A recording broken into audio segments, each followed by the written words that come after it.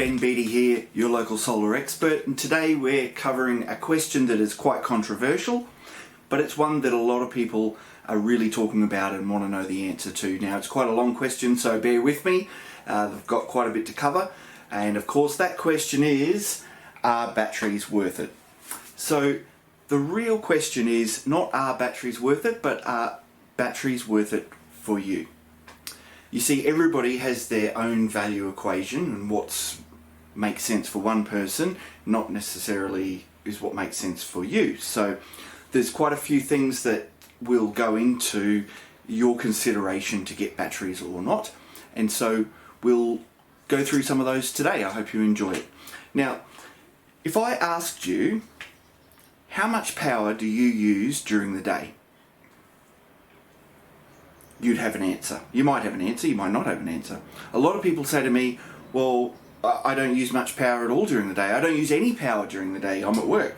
I don't use any power during the day. And of course, we've seen in our previous videos that there is always power running during the day, and that's why solar makes sense. The real question is, are you a user that we can modify that power for and bring that within our solar hours to make it make sense? Or is it too difficult for us to modify? And in that case, we need to look at some other options. So, the first thing to understand is that the cost of power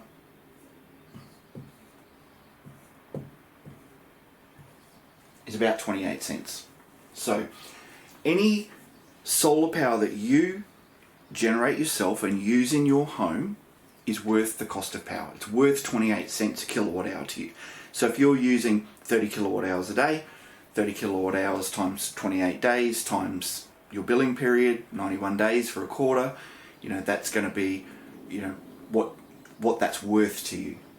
So if you're not using a lot of power during the day and you're sending it back to the grid, in different places that'll be worth more or less to you, but in North Queensland where I am, it's worth about 8 cents. So you can see that if you're sending a whole lot of power back to the grid, it's going to be of less value to you than if you can use it in your home. So that's why we have, in our energy consultations, we really look at how you're using your power, what's using your power, how can we modify your load profile to match the solar production curve better to really get the best return on investment for you. But of course, the other way to use it, and this is the topic of the video, of course, is what about if instead of sending it back to the grid, we were to bank it? So we'll get rid of the feed-in tariff and we'll draw our trusty load profile again so we can talk about it. Okay, and we've got our solar production curve that we know so well, and let's say that we're a normal that you're a household with a 2-humped profile like that, and we know from our other videos that that's about 30% daytime usage. Okay, so if you have that load profile and there's nothing we can do to modify it, then you're going to be sending 70% of that power, all of this power, back to the grid. And if you're lucky enough to get a feed-in tariff where you are, that could be worth 8 cents. So, how about instead of sending it back to the grid, we put it into our battery? Then that way, the power that you have banked during the day is worth the cost of power to you. It's worth 28 cents to you. So you can use it here, all through the night, and if you get it sized correctly, the right size battery system, even potentially into the morning until the solar takes over again. But even if it doesn't make it all night, let's say you run out of battery power here, you'll just buy that little bit of power back from the grid. So all in all though, you know, you have saved all of that amount of power by banking it during the day. So very good technology, very good strategy, makes sense for a lot of people. Whether it makes sense for you or not will be determined by many other factors. So one of those factors that we need to consider, and that you need to consider with your own personal value equation, is how long you're going to be in the house that you're in. If you are going to be moving out in 5 years' time, probably not. If this is your forever house, then in my opinion, now's the time to jump on and get batteries. So we've talked about the cost of power. We've talked about how that battery can store the power that's worth the cost of power to you. But what does that look like in a return on investment calculation? So we haven't yet done return on investment calculations in this video series, and I will go into it in a lot more detail, but for now what I want to do is just give you a quick comparison. So we'll draw our graph the other way, and this is time, and instead of power now we've got dollars. So you buy a solar system without a battery, and based on your usage profile, your load profile, you get a certain return on investment. We'll optimize that as best we can for you. But let's say you don't have a battery. What you can expect is that, so you're going to go into minus dollars here, minus dollars, okay, because you're going to purchase a system. You're prepaying your power up front. So you've purchased your system, your return on investment is below the line. It's cost you money so far. So this is year 1, and we'll call this year 10. Okay, so you've bought a solar system. Congratulations. It's cost you money. We know that a residential solar power system is going to break even in about 4 to 5 years, something like that. So your return on investment line is going to increase because the cost of power increases, and it's going to continue up, not a very straight line, until it till it saves you X amount of dollars. Okay. Now, a battery system is more expensive because you've got a battery, you've invested in more hardware, okay? So it's going to cost you more down here. And so you look at your power bill and you're going, oh, can I really afford it? You know, are they really worth it? What's it going to do for me? Well, what we know is that in the same situation, that it's going to cost you a bit more. The return on investment is going to be slightly longer, but the savings over time are greater. And the reason for that is that if you've got a grid connect system here, you're always purchasing some power from the grid. You may do with a battery system too, but you're going to be purchasing all of your nighttime power from the grid. And what we know about the cost of power from the grid is that it's going up.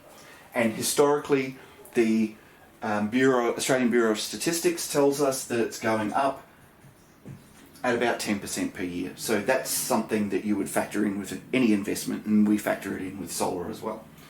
So that's why this line gets slightly more. So your return on investment suffers because you might be buying 70% of your power from the grid, 30% is coming from your solar. Well, that 70% is increasing at 10% per year. So while it's still a good investment, it's still a good buy, it's not as good as your battery. Because with a battery system, you might be only buying 10% from the grid, or nothing, and 90% of your own power.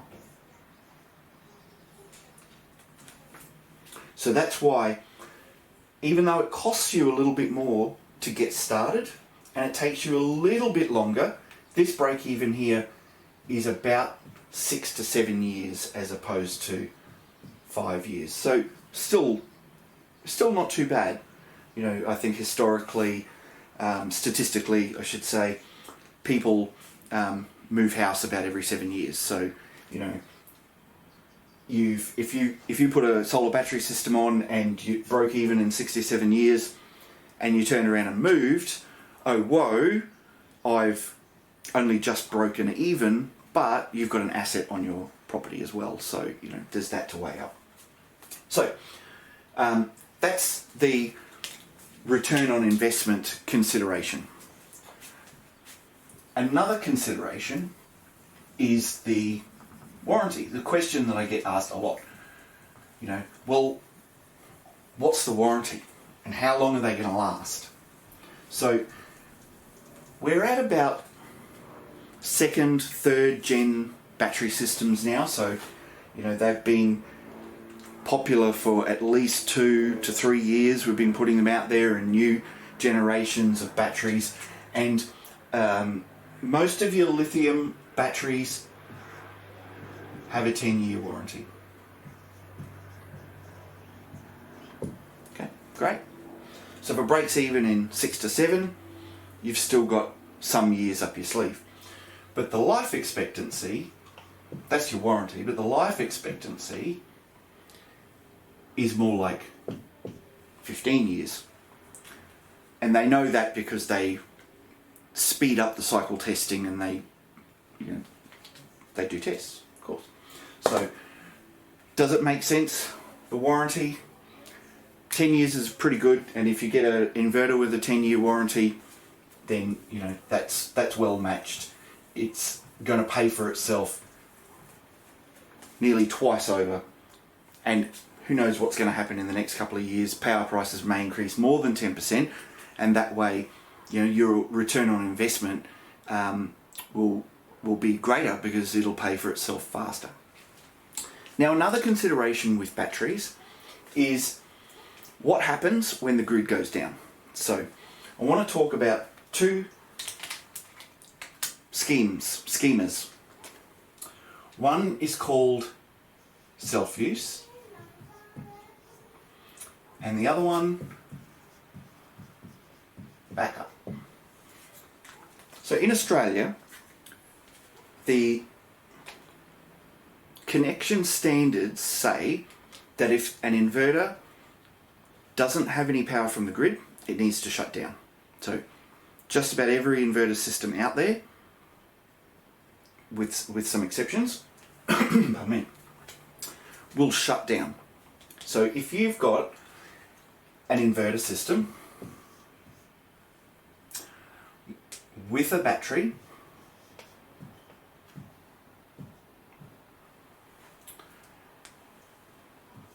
you can use your power at night. So you make it during the day, you use it at night, you use it all up, you flick back over to the grid.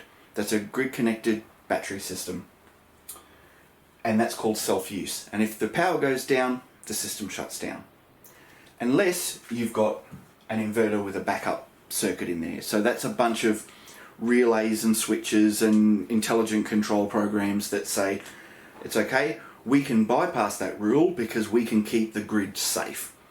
The rule comes about because we don't want poor linesmen out there working on the lines and you're pumping solar power back into the grid. That's dangerous. So you can choose a battery system with backup or without. Now, if you're somewhere on the fringe of the grid where the power goes out a lot, a backup system might make sense for you. It will cost a little bit more, but that might be one of your needs that is really important to you. If you're on the hospital grid, for example, your power never goes out, that might really mean nothing to you. And a self-use system might make more sense. You'll get a better return on investment, and you'll never really miss the backup circuit anyway. So that's another consideration when we're talking about batteries. Now, as far as the different types of inverters that will connect to batteries. I hear from a lot of people saying, I want to get a battery, Ben. Great, fantastic. Music to my ears. What inverter have you got? Oh, I've got XYZ inverter. Okay, great. Well, it's not battery ready. Oh, but the salesman told me it was battery ready. I understand that, but it's not. And this is the reason why. So, there are grid connect inverters. There are off-grid inverters, and there are hybrids.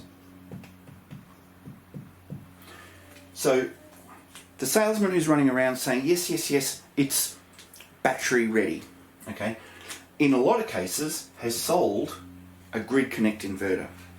It won't natively talk to a battery. There's no battery chargers, there's no battery management system, it won't natively connect to a battery. You put your battery alongside it and go, there's nowhere to plug it into. So you will need to buy another piece of hardware. Yes, it's battery ready, but you've got to buy another inverter. So, an off-grid inverter, it has all the switch gear, the battery management, the battery chargers, the controllers, everything built into it. It doesn't need to be connected to the grid. A lot of them can be connected to the grid or a backup generator or an alternative AC source, but they don't need the grid at all. They will talk to your battery, no problems. They won't run without the grid in most cases, so you need to have that battery. So then you've got the hybrid in the middle, and as you might guess, is that it is kind of like a grid connect, and it's kind of like an off-grid. Why it's like a grid connect is that you can install it without batteries, no problem. So if you're thinking, well, I really do want batteries, but I can't really afford it right now, maybe in a year or two. Okay, no problems. Hybrids for you. What you get is you get an inverter that's got all the switch gear in it, it's got the battery chargers, and when you want to add a battery,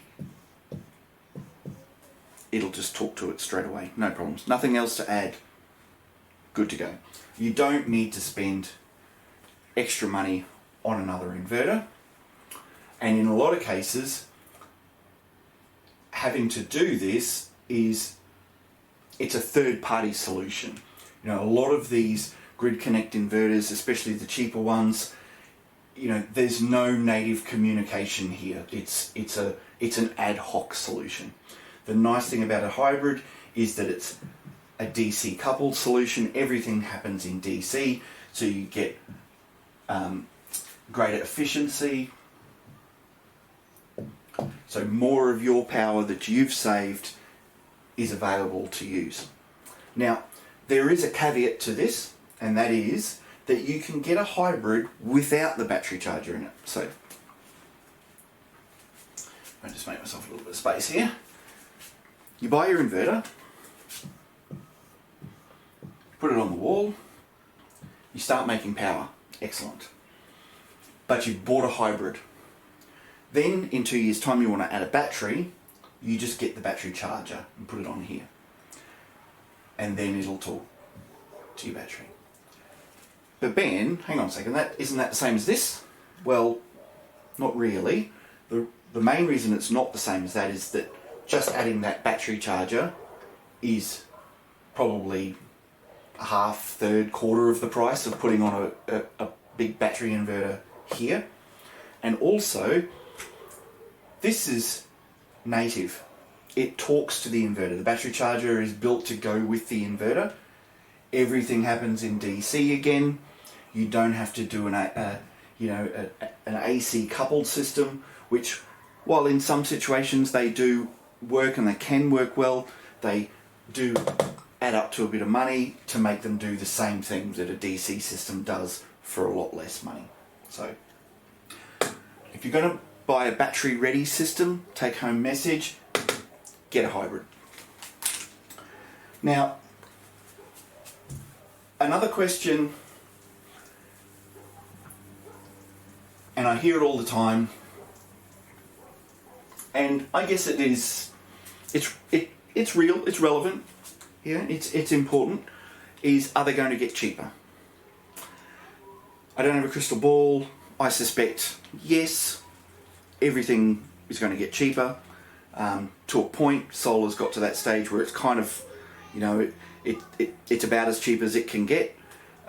Batteries, they're still probably on the way down, but what I can tell you is that they are already much cheaper than they used to be. And this is why. So, if you bought a computer 3 years ago, just for example, it cost you $3,000. You bought top of the line, or good quality computer, cost you $3,000. It's at the end of its life. You go back to the shop 3 years later and you say, I need another computer. I understand they've gotten cheaper, and the guy goes, yep, here's another $3,000 computer. Has it gotten any cheaper? No, it hasn't. But what you get for your money is way more. And it's the same with batteries. So over the last few years, we haven't seen the cost of batteries really come down too much, but what we have seen is the size increase. So we started off selling 3.3 kilowatt lithium cells. And then a year or so later, they went, great, we've upgraded 6.4. Same cost. You see where I'm going with this. Then 10 kilowatt hours.